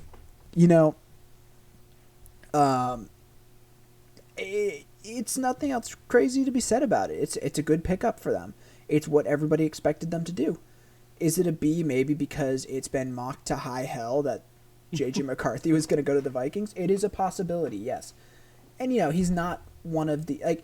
you could argue that he is, in fact, a blue-chip talent, but he's not this obvious blue-chip talent that we saw on tape. Sure, we saw plenty of good plays on tape. You kind of had to go searching for them. There's not a lot of bad ones. There's just not a lot of good plays per game. There's just not a lot of plays per game that he gets. But generally, when he's got the ball in his hands, the dude knows how to control the field. He knows how to make the play that he needs to. And going on to the next level, I think he's going to be very successful. So, I just hope he's not too successful. All right. Chicago Bears here. Kind of looking like a 2024 reboot of the Harry Potter series here. Love this Um, picture so much. the you got Romo Dunes here, the wide receiver out of Washington. He's a big year guy, so I'll let you take this away. Yeah, no, crazy talented guy. When I watch him, I see a lot of Mike Evans. He plays big, he runs good routes, and he's great on contested catches. I mean, a lot of the times, him and Penix were just tearing up secondaries. Yeah. Um, I absolutely love this guy. I think it's insane value here at 9. In my opinion, there were some other people out there who held this opinion. It's a pretty rare opinion. I think he's right up there with the other two top receivers in this class. I think he's just as good as Marv and just as good as Neighbors. And getting him at 9 is insane value, especially you just got Caleb Williams. It was mock to high hell. I think we did this in almost all of our mocks, really. Yeah. But the combo is just too good to pass up on. Getting Caleb Williams at 1 and getting Romo Dunes at 9 makes that offense go from last season looking like a pile of shit to this season looking terrifying already. Yeah. And for that reason, we gave it an A. It's what everybody was expecting. And is it kind of a steal for the value? Sure. But again, it's what everyone was expecting. It's not like it's a big flashy play. They've traded up to go grab their guy. All right. Now on to the big one. This is the one you've all been waiting for. This is why you came to this video. Don't lie. Where do we even start with Michael Penix Jr.? There's just a lot of reasons to hate this pick. There's a lot of reasons. Look, it's the bottom line. You went out and you signed this massive contract for Kirk Cousins. $200 million for... I mean, admittedly, he's an old quarterback, sure. But, I mean... Yeah, it's just... it's smart in some ways. They're trying... They're trying to put something together here. You sounded so unconvinced. They're trying. Yeah, I mean, what else can you say? This is something that my big opinion with quarterbacks in the first round. Don't be a pessimist. Just enjoy it. Say like, all right, I'm not gonna say anything like this is terrible, this is going to work out terrible for the Falcons, because you know what? People said that about Josh Allen. People said that about Patrick Mahomes. People say that about every single quarterback who's drafted past pick 3, pretty much, that this is a terrible, terrible pick. And years down the line, you might love it. There's a chance Kirk Cousins gets the Aaron Rodgers treatment, blows out his Achilles, and Michael Penix comes in and is the second coming of Tom Brady. You never know. So now, I, however, am incredibly pessimistic, and I think this is a horrible fucking pick, and he's going to be a failure in Atlanta, and nothing good will come of this, and the Falcons general manager, whose name I'm forgetting, will lose his job because of how much this guy sucks. That's one way of looking at it, for sure. And I'm not going to necessarily disagree with you. But I'm not going to repeat the words because I don't want to, years from now, look back on this and say, man, I was stupid for hating the Michael Penix pick. Yeah. Because, frankly, it's a great situation for a quarterback to come into. Sure. The only thing that makes this pick bad is the fact that they got Kirk Cousins. I think it's a fantastic fit for the team. I think that, sure. Yeah. If he's starting in the next 2 years or whatever, then it's a fantastic pickup. But it doesn't seem like he will start in the next 2 years. Exactly. Unless there's an injury. So that's the main concern. But it's weird. It's a really weird pick. When we watched this, we were on like Discord live, cams on and everything. And I remember your stream was a little bit faster than mine. And we were watching and reacting to the picks live, and we saw it happen. I saw your because we were predicting who was going to be. I think we said I said Latu, you said Turner. Yeah. And that's who we both had locked in for. And then I saw your face just absolutely drop. Just you were watching it like really intently, like excitedly waiting for it to happen like a kid on Christmas. And then like it was like a kid opening up their present. They got socks for their birthday. It was like, or for Christmas. It was like, come on, man. Really? I was shocked. This was the last thing I was expecting. Um, I wouldn't have been surprised if they went O'Dunes. Yeah. I wouldn't have been surprised if they went for an offensive lineman. I like literally anything else. I would have been like, you know what, that's understandable. And But this yeah, confused me. The more I think about it, the less I hate it. I still hate it. I still hate it. Now, and the other thing too, you can say, oh, they're following the Jordan Love model. Jordan Love was 20 years old when he came in Yeah. to the league. Michael Penix is what, like 35? Yeah, no, there's a stat that's been going all over Twitter. I'm sure people have seen it. Once Kirk Cousins' contract is up, Michael Penix will be 28 years old. So this is not a Jordan Love situation. The dude's gonna be like, he's gonna be in and out of his prime, like sitting the bench if he rides the whole season as the backup to, or the whole contract of Kirk Cousins out. Like he's gonna ride the bench his entire prime. Yeah. It's just mind-boggling to me. I should have known better after last year, where nobody was predicting that they would go running back or anything even close to it. I forget what everyone was predicting, but they went with Bijan Robinson. They went with the big flashy pick. They saw a guy that they liked, and they went to get him. And it was a pretty big shock to everybody. I should have known better when we were mocking this. I thought that, their GM, they kind of went for a big splash last year. They're probably going to go for a safe pick, reset their defensive line, blah, blah, blah, blah. Nah, why would I do that? I get that they might want the fifth-year option, but, like, really, guys? Really? Pick 8? So, we gave it an F+. Now, Yeah. We went back and forth about this grade a lot. We didn't know where to put it because the initial reaction is, yeah, it's an F. But there's some upside. Yeah. There is some upside. And if the upside works out in their favor, if things work out perfectly for Michael Penix, then we have an out with that plus. Yeah, we have an out with that plus, and it turns out that it was a really, really good pick. Yeah. But as we can see it now, as things seem to be happening, what the hell? So the other thing too I was thinking F+. about, right, is that you're signing a player that you're objectively going to, like, you picked a quarterback 8th overall. You signed a quarterback to a 4-year deal for $180 million. How much of your cap space is going to be tied up in 2 quarterbacks, and one of them isn't even going to be seeing the field? Like, if one of them's seeing the field, it means the other one's injured. Like, you are sabotaging your team's ability to get weapons and protection and a good defense for these guys who desperately need it.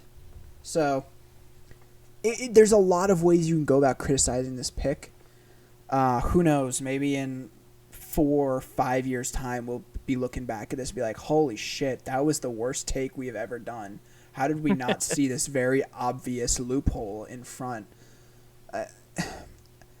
I mean, the one point that my dad actually brought up to me that I thought was actually like a decent point is with the longer seasons now, it's not a guarantee your guy's going to make it all to the playoffs. Yeah. He might get injured before then. So having a very good backup is important now.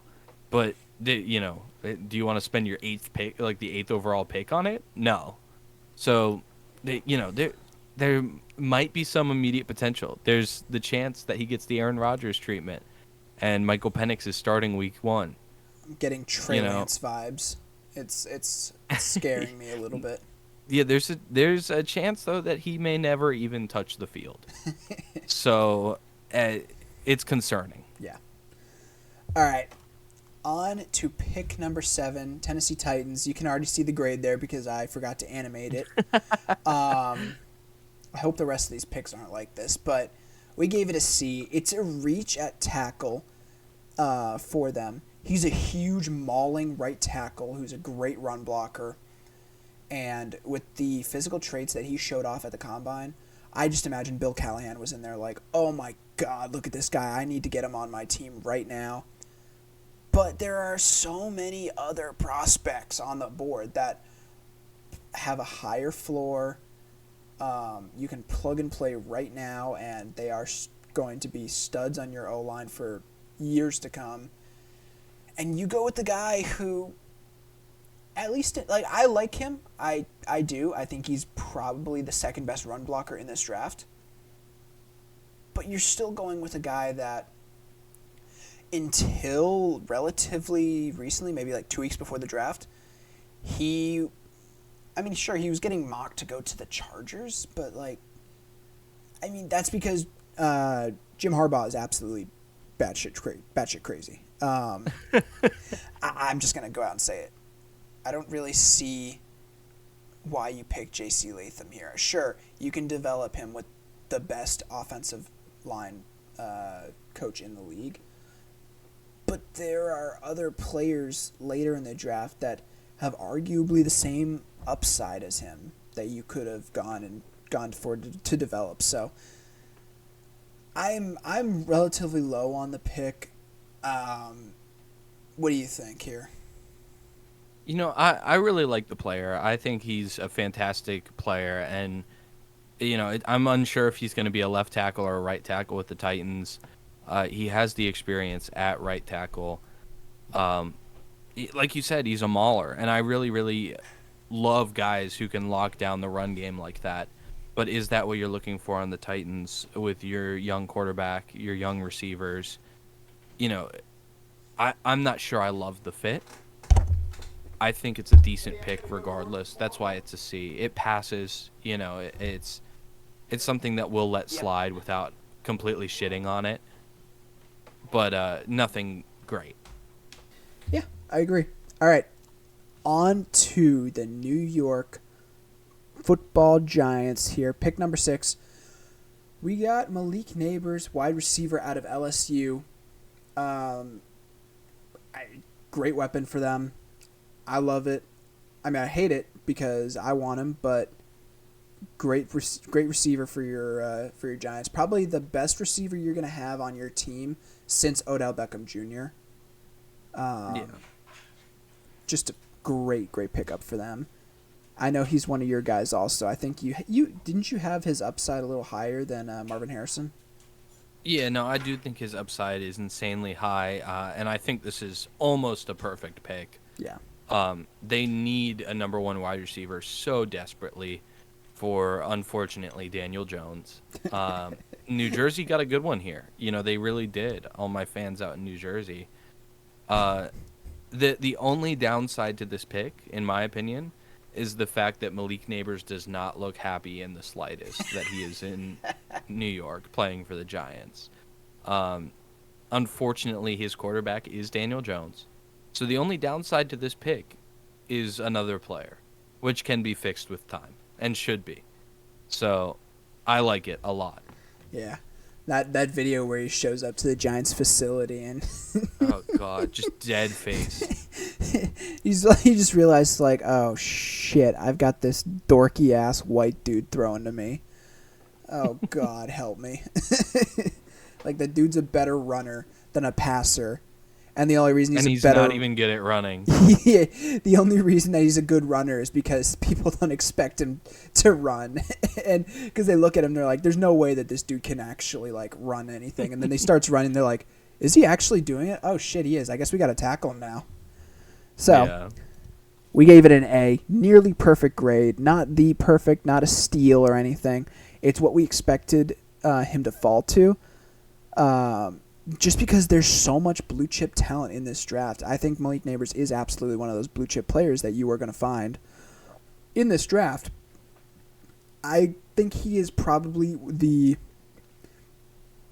in my opinion, from what I saw from him, he's the best wide receiver I have looked at since Marvin Harrison Jr. Like in the last 5-6 years. I know, some Jamar Chase or like some other fans out there will be pissed at me for saying that, but I think he really is just one of those. He's just got that dog in him. Yeah. All right, Chargers here. Decided to go with the massive tackle out of Notre Dame, Joe Alt. He's got the bloodlines. His dad played, was a 2-time Pro Bowler. What is he, 6'9"? You got a massive. solid anchor on that O-line, and just you got a player here, man. You got a guy who's you're not going to be able to get past this man. Yeah, no, I think outstanding player. Probably, top 5 on my big board, I guess. Insanely good tackle. Is that their biggest need? Not necessarily. Do I think he'll be an amazing fit there? Yes. I think their offensive line is going to be insanely good now. They got the final piece they needed, and it's an insanely good piece. Yeah. So, I mean, the way Jim Harbaugh put it, he likes to use his tackles as offensive weapons, create for the run game. The only problem there is what offense do you have behind the offensive line other than Herbert? Yeah. So it really depends how good their receivers, how good their running backs can do. But I think it's a fantastic pickup. Oh, absolutely, yeah. For that reason, we gave it a B. You could make the argument that tackle was not their biggest need going into this draft. They traded away the house. They traded away pretty much all of their offensive weapons, or lost them in free agency. You lose Mike Williams. You lose Austin Eckler. You trade away Keenan Allen. And who does he have to throw to now? You don't have Gerald Everett anymore either. You don't have any weapons really to throw to, so they do resolve that in the next round, spoiler alert, but they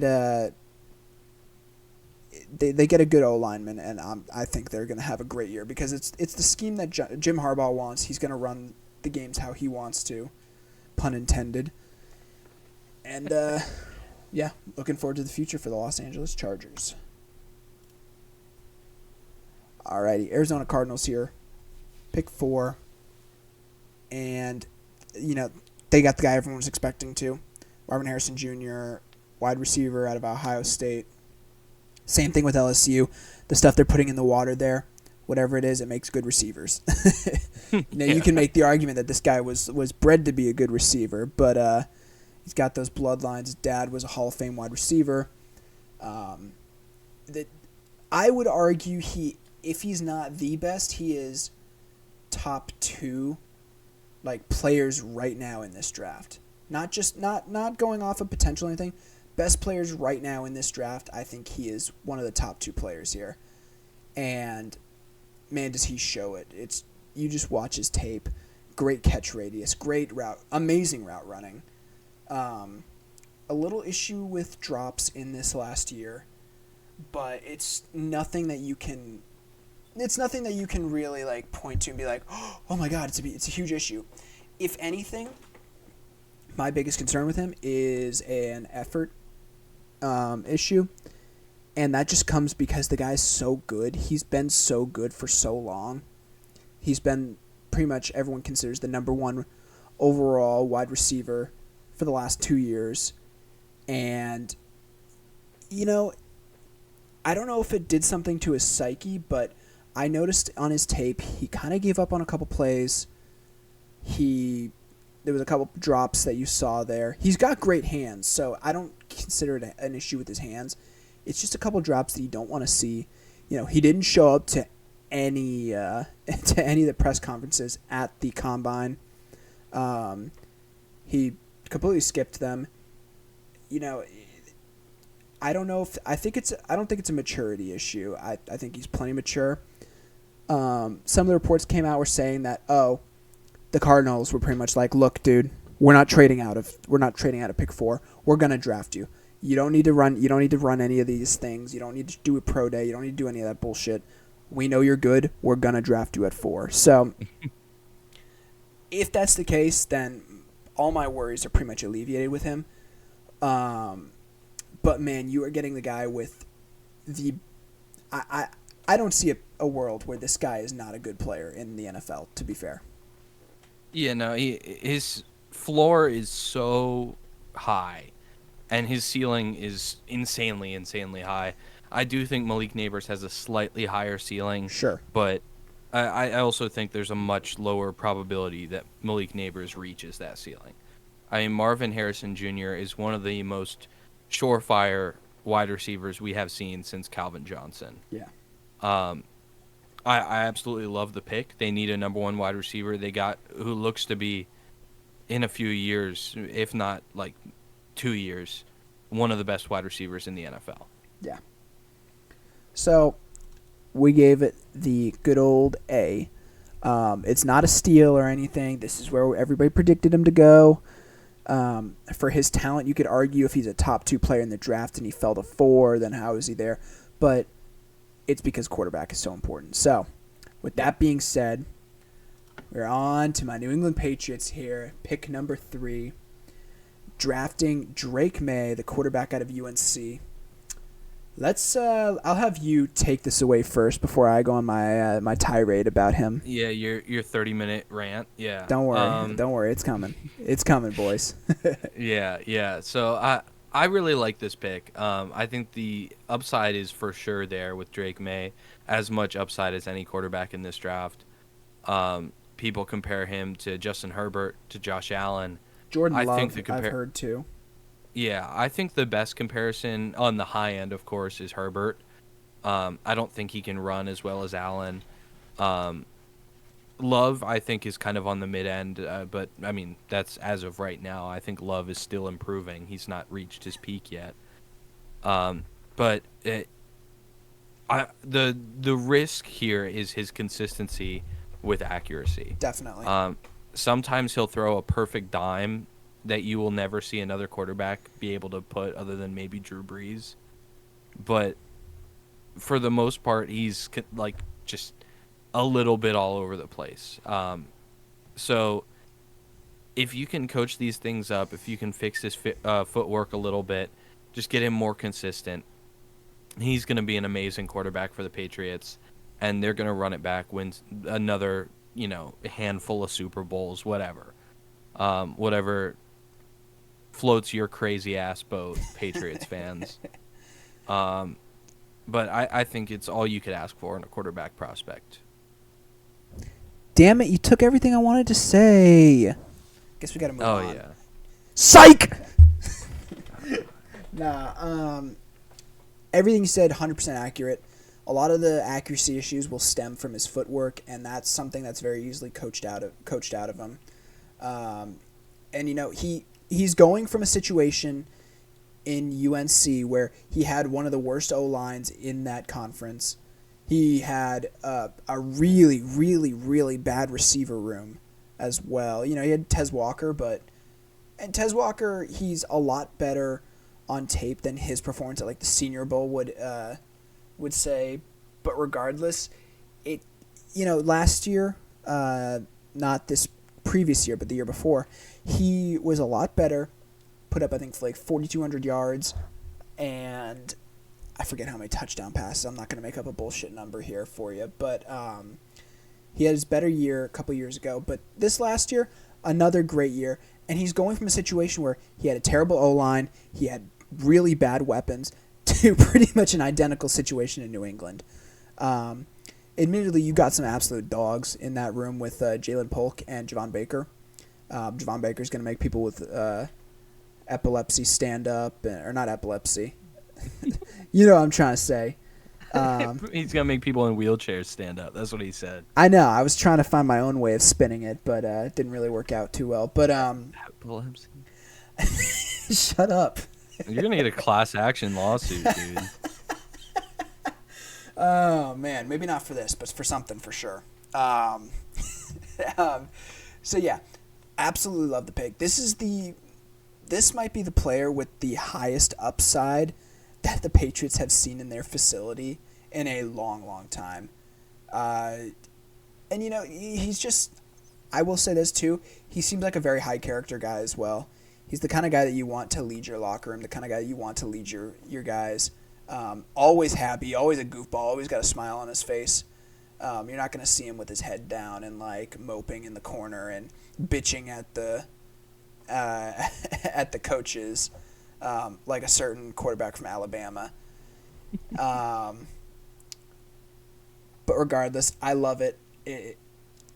When the Washington Commanders picked up Jaden Daniels, I was jumping up and down excited. I was like, yes, thank God. They fell for it. They fell for the noise.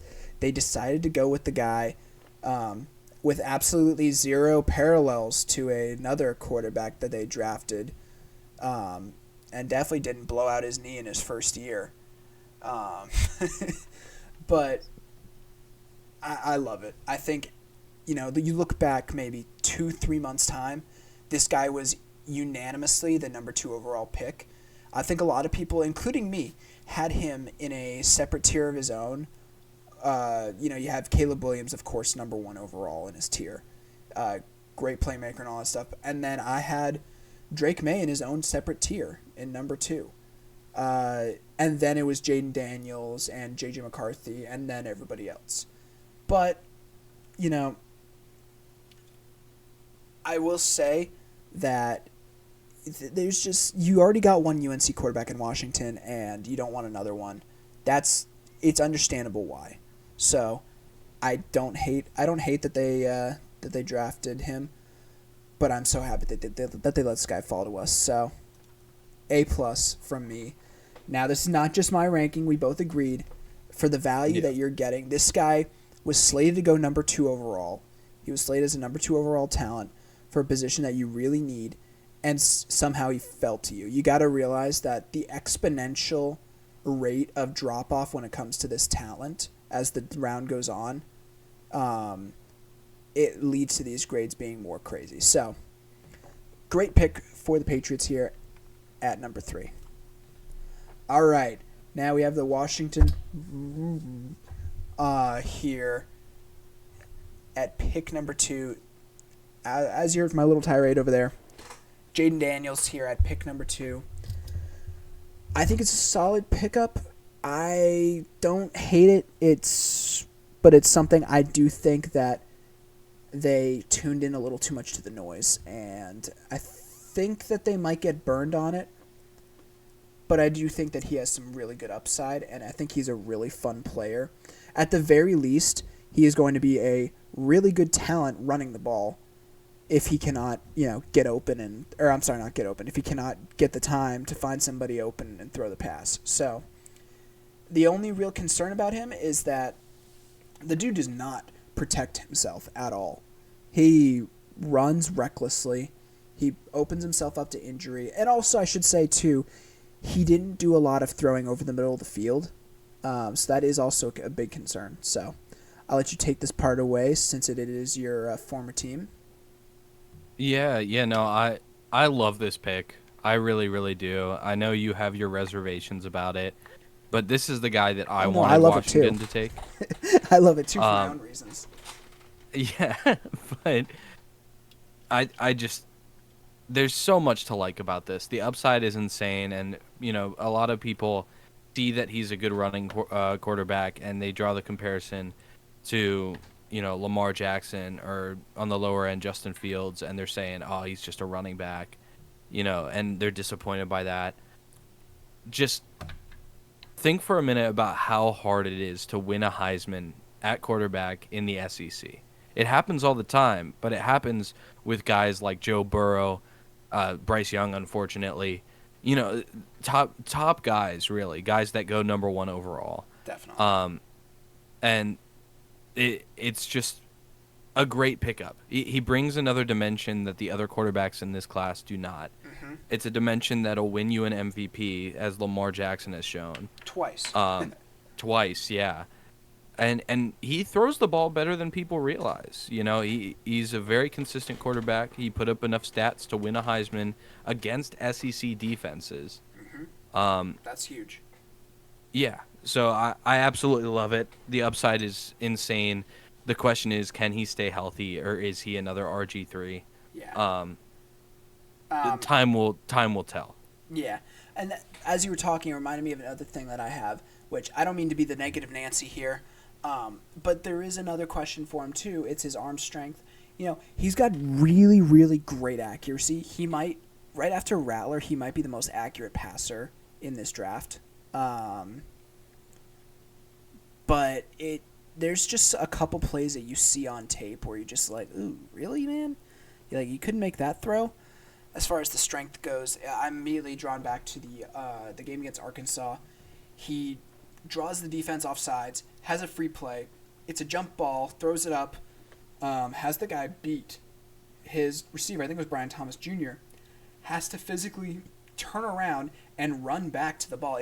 I'll give it to him. It was like a 50-yard ball, but it was a free play, and the dude he chucked it up. It looked like about as hard as he could, and Brian Thomas Jr. had to run back about 5 yards to get the ball. So there is some questions about that, but granted, his accuracy is on point. He is going to get you the ball where you need it to, and he's going to get you a lot of extra yards running the ball. So I think it's a good new era in Washington, something different from what you've had for the last 5-10 years. So we're gonna give this a B plus. Obviously, you can tell who's dragging that pick down, that rating there, and who's bringing it up. So that brings us to the number 1 overall pick, the Chicago Bears via Carolina. Now, the first thing I will say about this pick is that you have to take into account here the fact that the Bears are not the worst team in the NFL. They are not the team that had the first overall pick because they sucked so bad. They have the number 1 overall pick because Carolina is fucking stupid. And because Carolina fucking sucks. Because they traded up last year to pick up the smallest quarterback in the NFL and were blown away when they sucked. Now,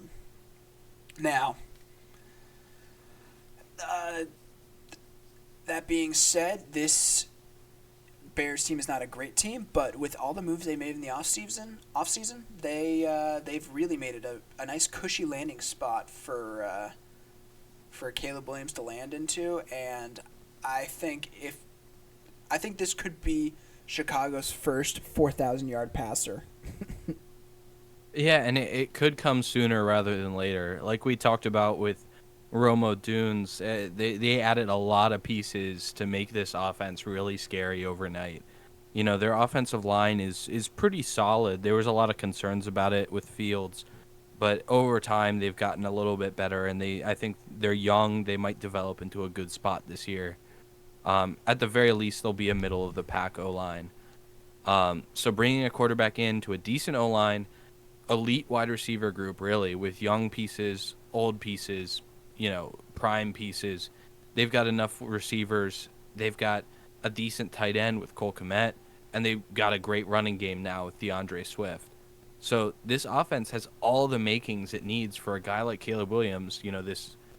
I don't want to say generational because that's the title he's been given, and I don't necessarily believe that. I don't think he's that amazing, but he is a top quarterback prospect. This guy is crazy blue chip, and it's got all the makings for him to come in and succeed right away.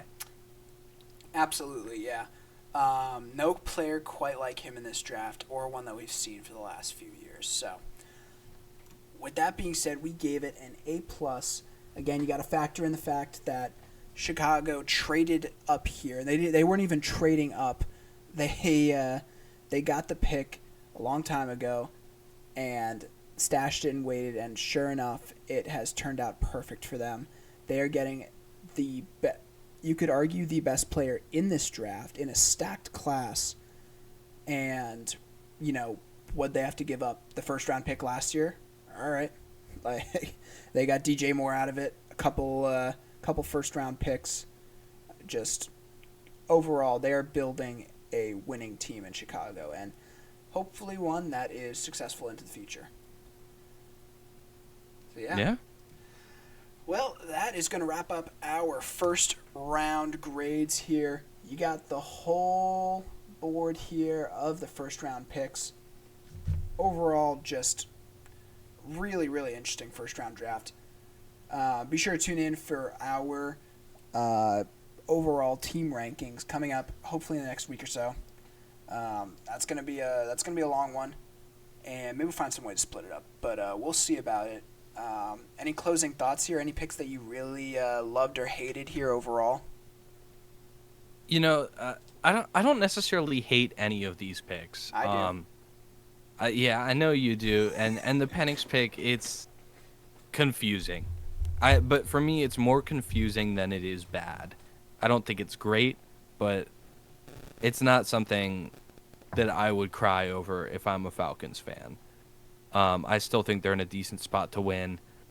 But as for my favorite picks, if I had to pick a few, I think obviously Leggett. I absolutely Oh yeah. love that pick, and I am a little bit biased. You were He's my praying boy. for like the last like 3 months that he'd make it into the first round, and he did, and I'm very happy for you for that. Oh yeah, no, I mean, when I was going to games in September, I was saying this guy's gonna be a first rounder. I was blown away with how insanely good he is and how funny he is to watch live. Yeah. I mean, Panthers fans, although a lot of Panthers fans are South Carolina fans or, Carolina college football team fans who have watched Leggett for the past year, they already know how funny he is to watch. They know it's going to be a blast. So I love that pickup. I love the move to get Dallas Turner in the middle of the first round there. Yeah. If we're looking at purely first round, I think arguably the Vikings had the best first round. Oh, absolutely. I agree 100%. I think, they went up and got their quarterback of the future, and they go up and they get arguably the best defensive player in this draft with Dallas Turner, and fortifying both sides of that team. You got the offense and the defense both set for the future, at least as far as like leadership goes. And yeah, the future is bright in Minnesota. Yeah. Yeah, and you got enough money now to sign Jay Jettis long term. So you got two JJs who should both develop even more, even though Jefferson's already the best receiver in the league. Yep. But You now better you got a pray. nice young quarterback You better with pray a that he better pans arm. out. A better arm, can see over the field just as good and is just as accurate, and is a proven winner, something Kirk Cousins has never been. I'm not going to take that bait and argue with you. At least in the playoffs, I'll say. The only thing I'll say about that, because I will take this bait, you bastard. Dude, look at his stats in the playoffs. Dude puts up like 300 yards a game, routinely like 3+ touchdowns in his playoff games. That's what he averages. But is he a winner, though? That's what I'm asking. He's a metaphorical winner. He wins on the field when he's playing. He wins every down. He doesn't win the game. Anyway, thank you guys for tuning in. We're super excited about this draft, and we're excited to give you our full grades for all the teams, full drafts. Yep. Should be a lot of fun, so stay tuned. Keep an eye out for that video coming out, hopefully soon. Yeah, definitely. Thank you guys for tuning in. It's been an incredible process here. We always love this time of year. I like, of course, the regular game. I'm pretty sure for you, this is the best. This is the best part of the season for you, right? Oh, this is the only part of the NFL season I care about. I care much more about the draft than I will ever care about the Super Bowl. Mm-hmm. So I'm over the moon. I'm so happy that we got an interesting first round. Definitely. It wasn't super cookie cutter. There's some interesting picks, some weird picks, some bad picks. But I've been loving it. Yeah, man, it's been a great experience so far. Obviously, this is our first season of doing this. Hoping there's gonna be many more in the future, and yeah, man, I am ready to finish this up, get this edited, and get this out to you guys as soon as possible. So, without further ado, we'll end this off. So, have a good one, guys. Nerd.